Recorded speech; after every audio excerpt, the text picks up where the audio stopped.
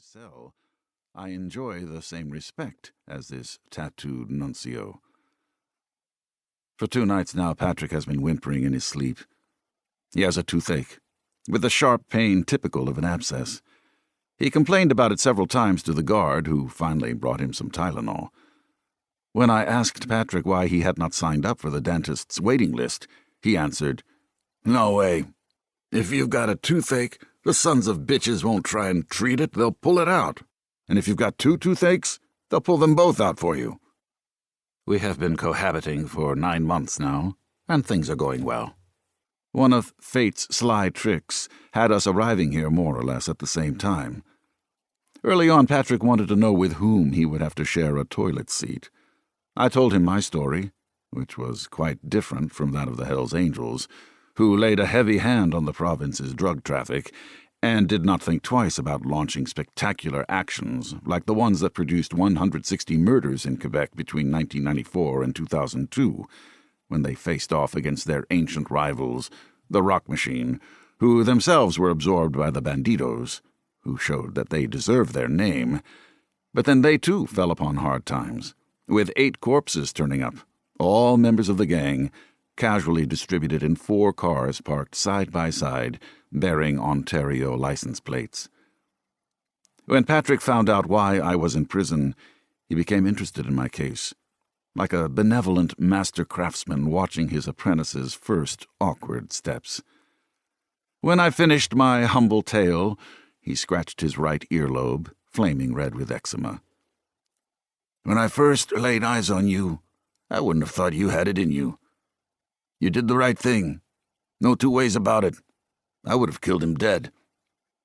Maybe that was what I had wanted to do, and, according to witnesses, it's what I would have succeeded in doing if 6 strong-minded people had not combined to stop me. But outside of what I was told, I have only a few images concerning the incident, since my brain seems to have done some selective editing while I was unconscious in the emergency ward. Fuck, I would have killed the asshole. Guys like that don't deserve to live. His fingers tugged at his inflamed ear, and he shifted his massive weight from one foot to the other. Tormented by anger, Patrick was ready to go through the wall to finish the job I had left undone. As I watched him bellow and pull at the reddened surface of his skin, I recalled what Serge Bouchard, the anthropologist and specialist in Indigenous Canadian cultures, once said, "Man is a bear that turned out badly." My wife Winona was Algonquin, and I read a lot of Bouchard to learn about her culture. Back then I was a slow-footed Frenchman who knew almost nothing about the charms of the trembling tent, the mystical rules of the sweat lodge, the foundational legend of the raccoon, the pre-Darwinian reasoning according to which man is descended from the bear, and the story that tells why the caribou has white spots only under his mouth. At that time, prison was just a theoretical concept, a facetious roll of the Monopoly dice ordering you to forego your turn and spend it in jail. That world, clothed in innocence, seemed built to last for all eternity, like all the other characters.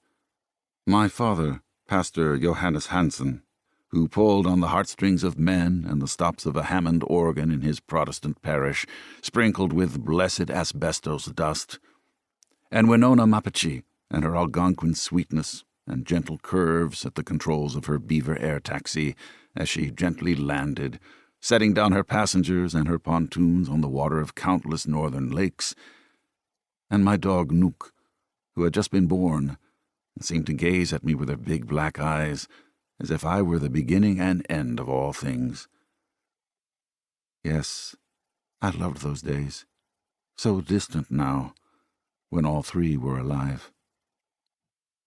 I wish I could sleep, and not hear the rats, not breathe the smell of men, not listen to winter through a pane of glass, not have to eat brown chicken boiled in greasy water, not run the risk of getting beaten to death for a misspoken word or a handful of tobacco, not be forced to piss in the sink because after curfew we are not allowed to flush the toilet, not see every evening Patrick drop his trousers, sit down on the seat and defecate.